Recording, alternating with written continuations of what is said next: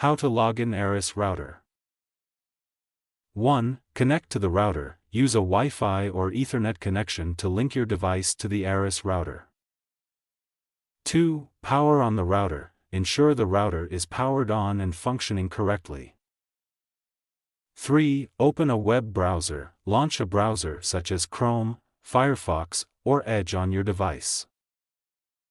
4. Enter the router IP address. Type 192.168.0.1 or 192.168.1.1 into the browser's address bar and hit enter.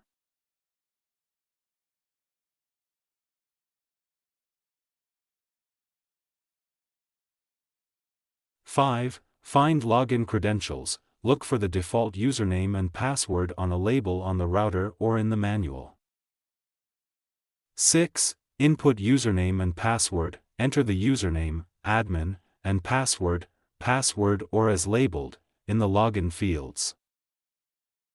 7. Access router dashboard. After successful login, the router's admin interface will appear.